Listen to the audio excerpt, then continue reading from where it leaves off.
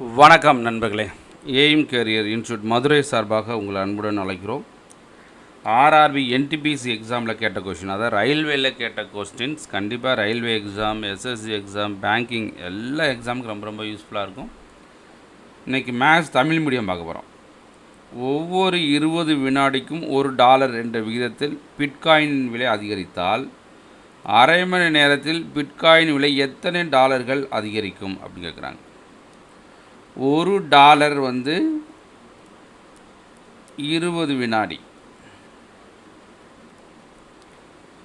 அரை மணி நேரம் சொல்கிறாங்க. அரை மணி நேரம்னா 30 நிமிஷம் இன்ட்டு 60 அப்படின்னா வினாடியாக மாறிடும்.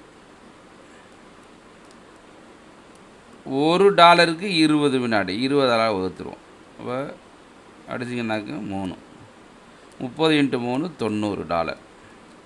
அப்போ எவ்வளோ அப்படின்னா மொத்தம் $90 ஆயிரும். அரை மணி நேரத்தில் அவங்களுக்கு $90.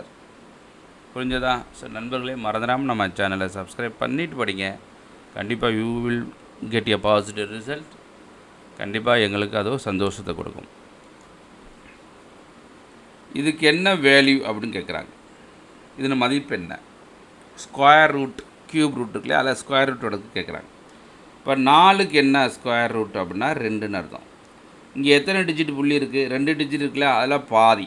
ஸ்கொயர் ரூட்னா 2 பேர் நினச்சிங்க. 2 பேருக்கு பிரித்து கொடுத்தா 1 டிஜிட், அப்போ 0.2ன்னு அர்த்தம். இங்கே என்ன இருக்குது? 144க்கு வந்து 12 வந்து அதே மாதிரி தான் 12. இங்கே 2 டிஜிட் புள்ளி இருக்கா, 1 டிஜிட் பாயிண்ட் வைங்க.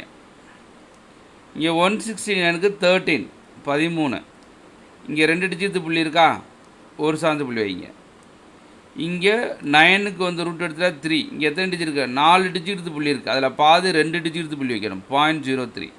இப்போ 0.03 ஆட் பண்ணிங்கனாக்க 3, 4 + 3 7, 2. அப்போ 2.73 இதனுடைய மதிப்பு. இதனுடைய மதிப்பு என்ன? 2.73. புரிஞ்சதா?